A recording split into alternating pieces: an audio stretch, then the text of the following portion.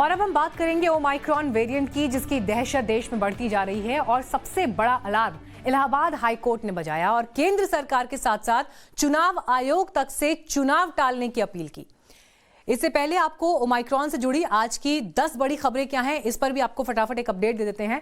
तो देश भर में ओमाइक्रॉन के जो मामले हैं वो 300 के पार जा चुके हैं, ये सबसे बड़ा अपडेट। लेकिन इससे आगे देखिए, जब आप राज्यवार स्थिति पर नजर डालेंगे तो और डराने वाला आंकड़ा है, क्योंकि महाराष्ट्र में 24 घंटे में 23 नए मामले सामने आए हैं और कुल मिलाकर महाराष्ट्र में केसेस 88 तक पहुंच चुके हैं।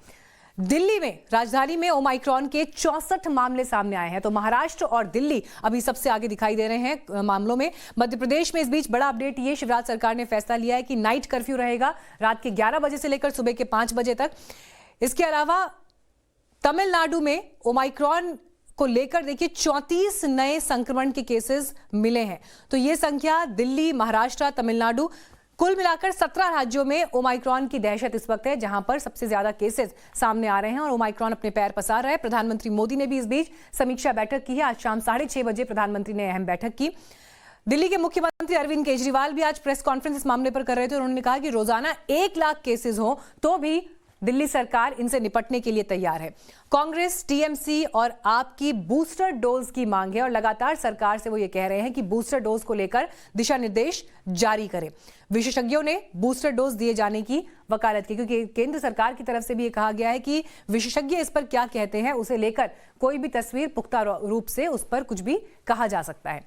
लेकिन ओमाइक्रॉन के हालात से निपटने के लिए सरकारें क्या कर रही हैं, ये 2 तस्वीर इस बात की सच्चाई बताने के लिए काफी हैं। कोरोना वायरस को लेकर प्रधानमंत्री की समीक्षा बैठक शाम 6:30 बजे पीएमओ में हुई, जिसमें वीके पॉल जैसे बड़े अधिकारी, स्वास्थ्य मंत्री तक शामिल हैं। इस बैठक की बड़ी बातें अभी निकल कर नहीं आई हैं, लेकिन दोपहर में दिल्ली के हालात पर मुख्यमंत्री अरविंद केजरीवाल ने भी एक बैठक की और इसके बाद उन्होंने लोगों से अपील की कि वो घबराकर अस्पताल ना भागे, संक्रमितों के घर तक दवाई पहुंचाई जाएगी। साथ ही कहा कि होम आइसोलेशन सिस्टम को मजबूत करेंगे, घर पर ही इलाज कराने की तैयारी है।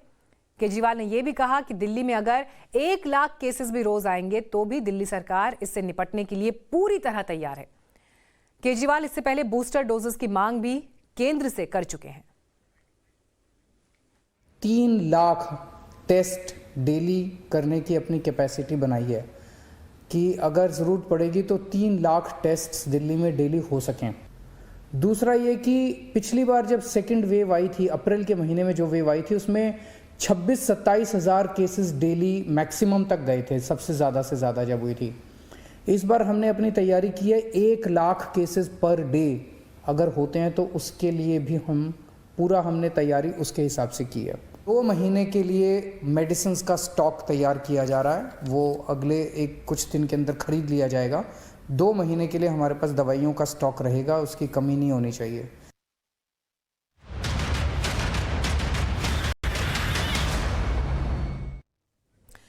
तो दिल्ली के मुख्यमंत्री अपनी तैयारी का जिक्र कर रहे थे, लेकिन बूस्टर डोज को लेकर भी उन्होंने सरकार की तरफ ये कहा कि वो दिशा निर्देश केंद्र सरकार जारी करे। लेकिन हमने ये सवाल जनता से भी पूछा कि बूस्टर डोज को लेकर जो इतनी बातें हो रही हैं, जनता इस पर क्या सोचती है। और सोशल मीडिया पर सर्वे में हमने आपसे सवाल पूछा कि क्या बूस्टर डोज लगना चाहिए।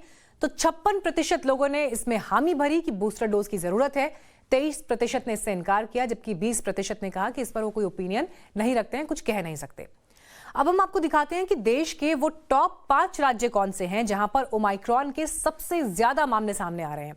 और खास बात यह है कि जहां सबसे पहला केस आया वो राज्य टॉप 5 में संख्या के हिसाब से सबसे नीचे है। हम बात कर रहे हैं कर्नाटक की। कर्नाटक में 31 केसेस सामने आए हैं अब तक, और आपको याद होगा कि 2 तारीख को यहां पर सबसे पहला मामला सामने आया था। तमिलनाडु में 34 केसेस, तेलंगाना में 38 केसेस, दिल्ली में 64, महाराष्ट्र में 88। तो ये स्थिति देश में है। और अगर आप दुनिया की बात करें तो ब्रिटेन में संक्रमित मामलों के रिकॉर्ड हर दिन टूट रहे हैं। ब्रिटेन में 1 लाख से ज्यादा केसेस रोज सामने आ रहे हैं और 12 लोगों की मौतें हुई हैं। अमेरिका के टेक्सास में भी एक व्यक्ति की मौत हो चुकी है। आलम यह है कि अब तो बिल गेट्स ने भी यह कह दिया है कि बिना जरूरी किसी काम के घर से बाहर आप मत निकलिए, घर में रहेंगे, सुरक्षित रहेंगे।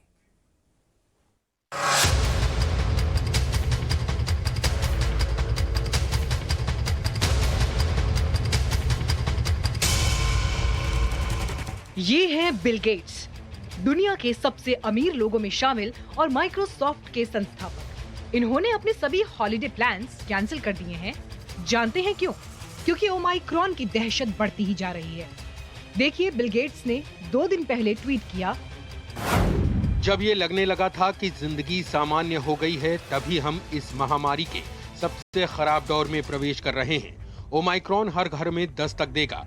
मेरे कई करीबी दोस्त इसकी चपेट में आए हैं और मैंने अपने सभी हॉलिडे प्लान कैंसिल कर दिए हैं। बिल गेट्स ने इस तरह से लोगों को सावधान करने के लिए कुल 7 ट्वीट किए थे और मास्क पहनने, वैक्सीन लगवाने और भीड़ न लगाने की सलाह दी। लेकिन सवाल है, लोग क्या ओमाइक्रॉन को लेकर बिल गेट्स की इस सलाह की परवाह कर रहे हैं?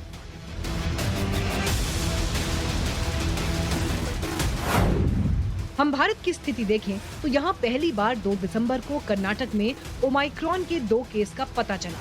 इसके बाद 14 दिसंबर को मामले बढ़कर 50 हुए, 17 दिसंबर को मामलों की संख्या 100 हुई और आज स्थिति ये है कि ओमाइक्रॉन 17 राज्यों में एंट्री कर चुका है और इसके कुल मामले 300 से ज्यादा हैं।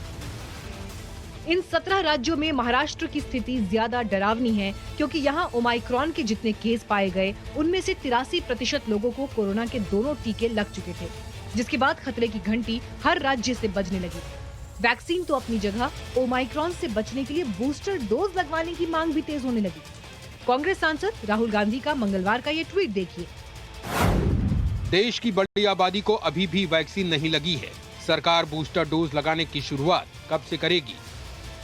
कांग्रेस के अलावा बूस्टर डोज की मंजूरी में हो रही देरी पर टीएमसी ने भी केंद्र सरकार पर तंज किया और दिल्ली के मुख्यमंत्री अरविंद केजरीवाल ने तो सबसे पहले केंद्र से बूस्टर डोज की मांग की थी। दिल्ली में हमने लगभग 99% लोगों को फर्स्ट डोज दे दी है, 70% लोगों को सेकेंड डोज दे दी है। हम चाहते हैं कि अब बूस्टर डोज अलाउ की जाए। इस बारे में केंद्र सरकार परमिशन देता है, तो मेरी केंद्र सरकार से निवेदन है कि जो लोग 2 डोज ले चुके हैं उनको बूस्टर डोज देने की इजाज़त दी जाए, ताकि लोगों के अंदर लोग और सेफ हो सकें। दिल्ली में अब हमारे पास पूरा इंफ्रास्ट्रक्चर है। अगर बूस्टर डोज केंद्र सरकार अलाउ करेगी तो सबसे पहले हम अपने हेल्थ वर्कर्स को दे देंगे और फिर बाकी जनता को बूस्टर डोज दे सकते हैं। अब सवाल है कि बूस्टर डोज क्या वाकई ओमाइक्रॉन से बचने का एकमात्र उपाय है, और क्या ये तय करना सियासी दलों का काम है या इससे जुड़े विशेषज्ञों का? और इसके बाद समझना ये भी होगा कि फिर केंद्र सरकार इसकी मंजूरी देने को लेकर अभी क्या कर रही है। तो बूस्टर डोज के सिलसिले में केंद्र सरकार ने 20 अगस्त को सुप्रीम कोर्ट में जो जवाब दाखिल किया था, पहले उसे समझिए। केंद्र ने कोर्ट को बताया टीके की बूस्टर खुराक कितनी जरूरी है, ये जांच करने की आवश्यकता है। विशेषज्ञों के सुझाव के बाद इस संबंध में दिशा निर्देश तैयार किए जा सकते हैं। नए टीके कितने कारगर हैं, इसकी जांच भी करनी होगी। सुप्रीम कोर्ट में सरकार को ये जवाब दिए 4 महीने बीत चुके हैं। इसके बाद 6 दिसंबर को इस मामले पर राष्ट्रीय टीकाकरण तकनीकी परामर्श समूह की एक बैठक हुई। इस बैठक में बूस्टर डोज पर चर्चा की गई। यहाँ भी कहा गया कि टास्क फोर्स इस संबंध में अध्ययन कर रही है, यानी यहाँ भी सिर्फ जरूरतों को जानने और समझने की बात होगी। 2 दिन पहले जब इसी सिलसिले में फिर से सरकार से सवाल हुए तो नीति आयोग के सदस्य वीके पॉल ने क्या कहा, ये भी सुनिए। What about the booster dose? Because WHO yesterday also has said to the European As we have said, and as the Honorable Health Minister Sahab has said in the Parliament, the need and the timing and the nature of boosting, if any, will be based on scientific decisions, scientific thinking, and that is what the government is engaged with. यानी सरकार को booster dose के लिए वैज्ञानिक सबूतों का इंतजार है, लेकिन ओमाइक्रॉन को किसी भी चीज का इंतजार नहीं है। वो अपनी पहुंच तेजी से हर राज्य में बढ़ाता जा रहा है और मध्य प्रदेश में नाइट कर्फ्यू के ऐलान के साथ ही देश को तीसरी लहर और उससे बचने के लिए लॉकडाउन का डर सताने लगा है। ब्यूरो रिपोर्ट, टाइम्स नाउ, नव भारत।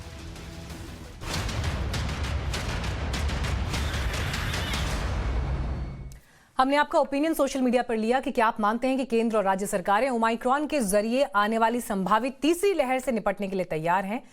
तो इस पर जो ओपिनियन सामने आया, 31.4% लोगों ने हामी भरी, 43% लोग ये मानते हैं कि सरकार इसके लिए तैयार नहीं है, जबकि 12% ने माना कि अभी और तैयारी की जरूरत है। और 13% लोग ऐसे थे जिन्होंने इस बात को लेकर वोट किया कि लोगों को भी और जागरूक होना और यहां पर सतर्कता बरतना जरूरी है। ओमाइक्रॉन को लेकर पूरी दुनिया में अलग अलग थ्योरीज सामने आ रही हैं, लेकिन एक कॉमन थ्योरी हर जगह की यही है कि इसकी संक्रमण की रफ्तार ज्यादा है, जबकि मौत होने की गुंजाइश बहुत कम है। तो फिर सवाल यह है कि ब्रिटेन में 12 लोगों की मौत क्यों हुई? अमेरिका के टेक्सास में भी मंगलवार को एक मौत ओमाइक्रॉन से संक्रमित होने के बाद हुई। और सबसे ज्यादा चिंता की बात है कि जो लोग वैक्सीन के दोनों डोज ले चुके हैं, अगर उन्हें भी ओमाइक्रॉन घेर रहा है तो फिर ऐसे में पूरी दुनिया में बूस्टर डोज की मांग तेज हो गई है। और भारत का इस पर क्या रुख रहेगा? America, Chile, Canada, Britain, France, Hungary, Israel, तुर्की, चीन, यूएई, दक्षिण कोरिया और जापान में कुछ शर्तों के साथ बूस्टर डोज लगने शुरू भी हो चुके हैं। बूस्टर डोज को लेकर इंपीरियल कॉलेज ऑफ लंदन की एक रिसर्च भी सामने आई है, जिसमें यह कहा गया है कि डबल डोज लेने वाले सिर्फ 20% लोग ही सुरक्षित हैं, जबकि बूस्टर डोज लेने वाले 55 से 80% लोगों को कोई दिक्कत नहीं। जबकि डेल्टा वेरिएंट की तुलना में ओमाइक्रॉन से री इन्फेक्शन का जो खतरा है वो करीब 5.5 गुना ज्यादा है। भारत में वैक्सीनेशन जितना जरूरी है उतना ही जरूरी बूस्टर डोज भी हो चुका है और एक्सपर्ट्स तीसरी लहर से बचने के लिए बूस्टर डोज की तुरंत जरूरत बताने में जुटे हैं।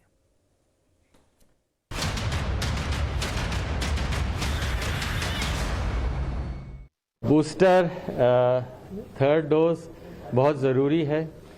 ये सब जगह की स्टडीज़ ने बताया है कि अगर आपके पास 2 डोज हैं तो दोबारा से वायरस आ सकता है, स्पेशली ओमिक्रॉन या ऐसा नए स्वरूप वाला वायरस, क्योंकि आपकी एंटीबॉडीज़ घट गई हैं या वैसी बनी नहीं है जैसा वायरस को रोका जा सके।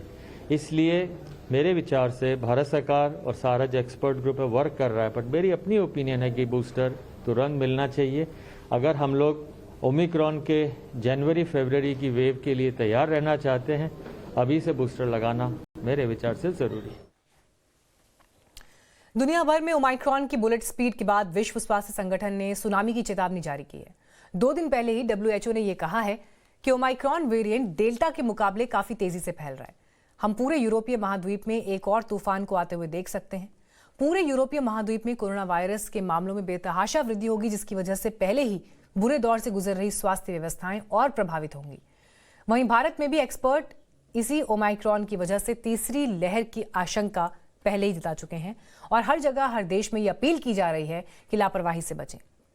लेकिन इस बीच त्योहारों का वक्त है, क्रिसमस आ रहा है, न्यू ईयर की तैयारी जोरों पर है और देश में चुनाव भी चल रहे हैं, जहां रैलियों में रेला है जो कोरोना से बेपरवाह हैं और ऐसे में बूस्टर डोज ही संक्रमण से बचा सकते हैं। कनाडा की एक एक्सपर्ट हैं कैरोलिन कोलिजन। ओमाइक्रॉन के दुनिया भर में फैलने के बाद उन्होंने एक बड़ा बयान दिया। उन्होंने ये कहा कि अगर वायरस से बचना है तो उसके साथ जीना आपको सीखना होगा। इसका मतलब ये हुआ कि कल तक हर्ड इम्यूनिटी की जो बातें होती रही थी वो अब बेमानी सी लग रही हैं।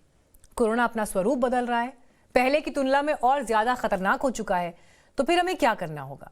हमें सबसे पहले अपनी आदतें सुधारनी होंगी, सुरक्षा के चक्र को मजबूत करना होगा और ये पहला चक्र है मास्क, सोशल डिस्टेंस, भीड़भाड़ से बचना और बहुत जरूरी होने पर ही घर से निकलना। तो कोविड प्रोटोकॉल्स का पालन जितना आपके लिए मुमकिन हो वो करें। एक ब्रेक के लिए यहां रुक रहे हैं, लेकिन ब्रेक के उस पार क्रिकेट के मैदान से निकला ये द्वंद्व सौरव गांगुली और विराट कोहली के बीच किस दिशा में जा रहा है, इस पर होगी डिटेल। देखते रहिए टाइम्स नाउ भारत।